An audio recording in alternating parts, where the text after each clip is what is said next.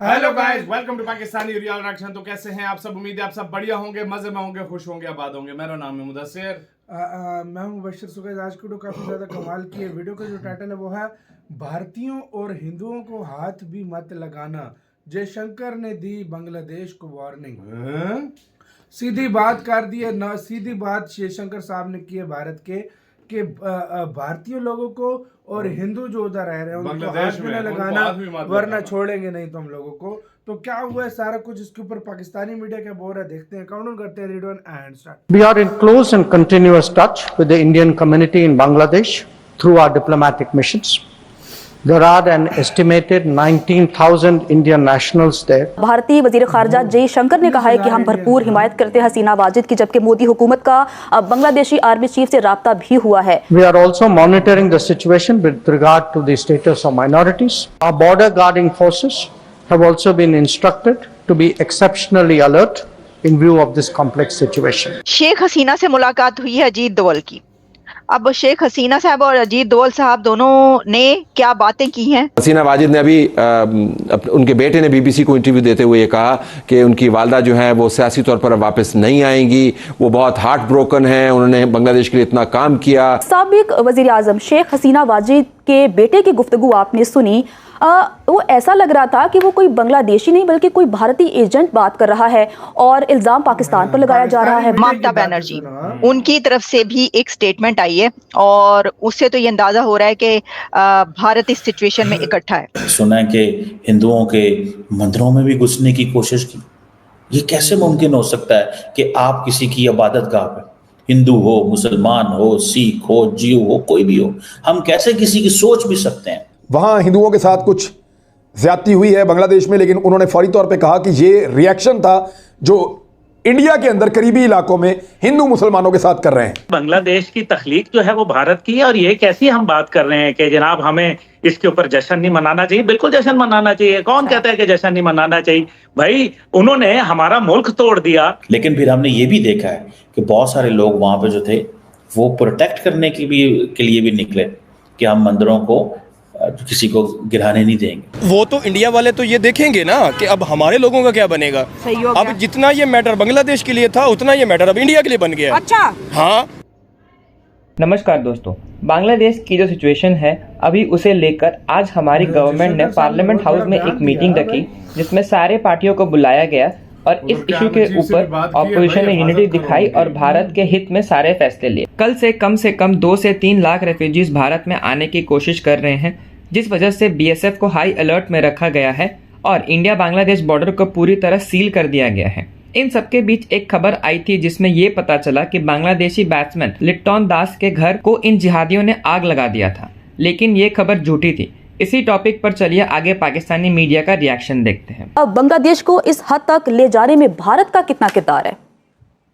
सारा किरदार भारत का है। बांग्लादेश की तख्लीक जो है वो भारत की है और ये कैसी हम बात कर रहे हैं कि जनाब हमें इसके ऊपर जश्न नहीं मनाना चाहिए। बिल्कुल जश्न मनाना चाहिए। कौन कहता है कि जश्न नहीं मनाना चाहिए? भाई उन्होंने हमारा मुल्क तोड़ दिया, हम उसके ऊपर आज जो नजरिया उनका डूब गया, आज भारत की साजिशें जो हैं वो अयां हो गई। आज भारत खुद जो है वो इस टाइम पे सफे मातम बिछी हुई है।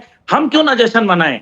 जब उन्होंने नरेंद्र मोदी ने ढाका में खड़े होकर कहा था कि मैं बतौर आरएसएस का एक गुंडा मैंने जो है वो खड़े होकर पाकिस्तान तोड़ने में मदद की थी, तो आज हमें जश्न मनाने में प्रॉब्लम हो रही है। हाँ, इसमें हमारा कोई हाथ नहीं है। ये हमारा नजरिया था, ये साबित कदमी थी पाकिस्तान की, पाकिस्तानी कौम की, वो कुर्बानियां थी। वो एके फजले हक वो कौन थे? वो बंगाली जिन्होंने जो है पाकिस्तान का बुनियाद पेश कर दी थी।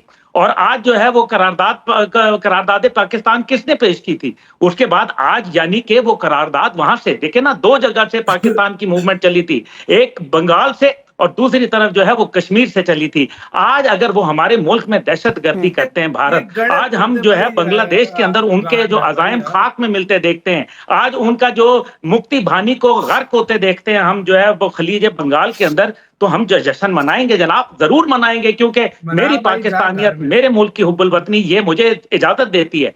सुना है कि हिंदुओं के मंदिरों में भी घुसने की कोशिश की।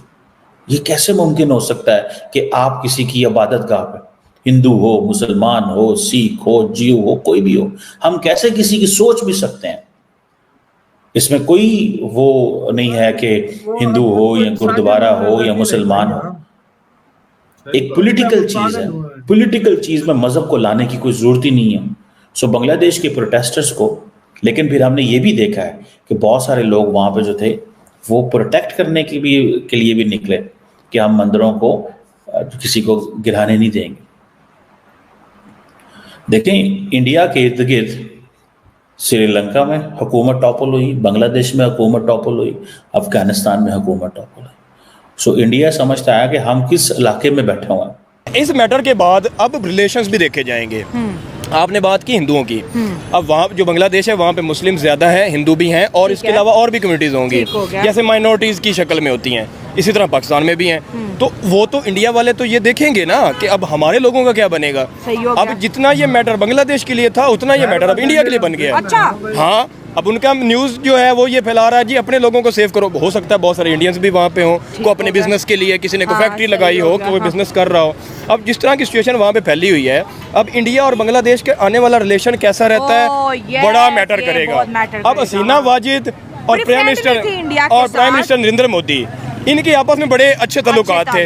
अब जो नई जमात आएगी ये देखना पड़ेगा कि जो नई पॉलिटिकल पार्टी आती है वो बीजेपी के साथ कैसा चलती है। ठीक हो गया। अगर तो इनके वो पहले वाले रहते हैं तो फिर तो नॉर्मल हो गया, लेकिन अगर नई पार्टी आती है वो इंडिया के साथ उस तरह नहीं चलती तो बहुत सारी चीजें ऐसी बिजनेस होंगे जो कि इंडिया बांग्लादेश के अंदर लगाया हुआ है और वो उठा लेगा। इंडिया भी इन्वॉल्व हो गया इन सारे धरनों में। और ये जो रजीम चेंज हो रहा है, कहीं ना कहीं यहाँ पे यूएस का भी हाथ आ रहा है कि यूएस ने उनसे जो है अपने लिए जो है ना मिलिट्री बेस मांगे थे और शेख हसीना ने इनकार कर दिया था। इसी के साथ यार वीडियो खत्म यार। बस अब ये है कि भारत ने सीधा मतलब जो कल मीटिंग हुई है ना उसमें जयशंकर साहब ने सीधी बात की है कि किसी भी मतलब हिंदू और इंडियंस को मतलब कुछ नहीं करना, मतलब सीधी बात की है। नहीं तो फिर उसके अंजाम जाहिर बात है बुरे होंगे। जिस तरह आप बोल रहे हो, आर्मी चीफ को भी उनके बोला है कि भाई बिल्कुल भी हिंदुओं से भी बात की और जो इंडियंस है उधर 19-20 हजार। यार इंडिया का स्टांस सबसे क्लियर है कि भाई हमारे लोगों को और हिंदुओं को कुछ ना हो, बाकी आप जो। और शेख हसीना जी ने भी भारत में रहना है, अगर जाहिर बात है उधर उनको ना रखा गया, अगर मतलब कोई और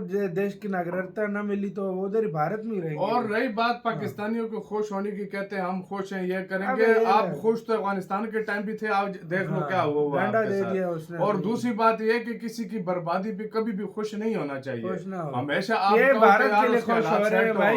मुझे पता है, मैं समझ रहा हूँ भारत के लिए, लेकिन यार बांग्लादेश में क्या बना हुआ है वो तो मतलब खराब हो गया ना एक किस्म का। मैं तो यही समझता हूँ कि यार, और यार तो फिर बांग्लादेश के लोगों ने कहा कि हम इंडिया के पाकिस्तान के साथ मिलना चाहते हैं, फिर तो बंदा कहे पाकिस्तानी कहे कि हाँ वो हमारे साथ मिलना, उन्होंने तो नाम तक नहीं लिया, वो तो अपने राइट्स के लिए कर रहे हैं सारा कुछ।